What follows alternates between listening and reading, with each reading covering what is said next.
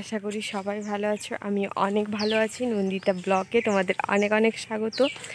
আজকের বারটা হচ্ছে না রবিবার, আর 31শে জুন বলছি 30শে জুন। আর কালকে যেহেতু রাত থেকে আর সকাল থেকে বৃষ্টি হচ্ছে, তাই আমি বাজারের ব্যাগ নিয়ে যাচ্ছি একটু বাজার করতে, কারণ পাশে একটা দোকানে ওই তেল নেই, তো বাজার করতে যাচ্ছি। তো চলো আজকে ব্লগটা কন্টিনিউ দেখতে থাকো, তোমাদের অনেক অনেক ভালো লাগবে। আর যেহেতু এখনই ঘুম থেকে উঠলাম, আর কালকে খেলা দেখেছিলাম, যেহেতু ইন্ডিয়া জিতে গেছে, খেলা দেখতে দেখতে এক্সাইটমেন্টে আর ঘুমাইনি, তো একটু ঘুমাতে দেরি হয়ে গেছিলো।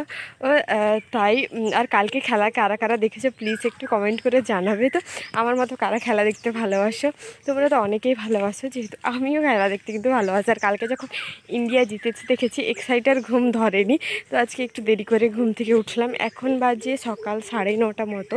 তো চলো, বৃষ্টি পড়ছে না আপাতত, ছাতাটা তো কিছু নিইনি, দোকানে যাই, দোকান থেকে বাজার টাজার করে নিয়েছি।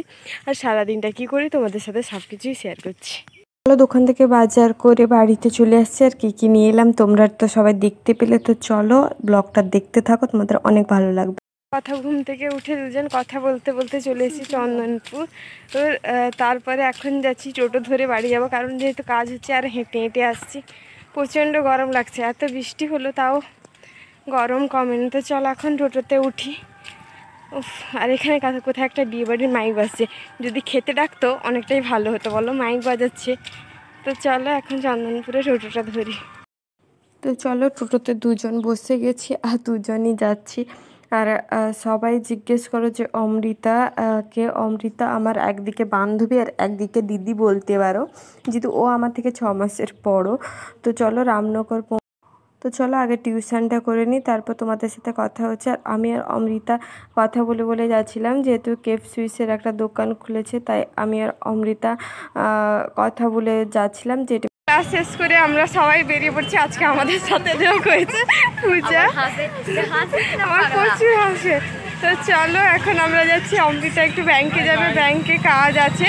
তো হাই কই লাভ কি, তো চলো এখন যাই এটিএম থেকে কাজটা করে আসি, তারপর তোমাদের সাথে আবার দেখা হচ্ছে।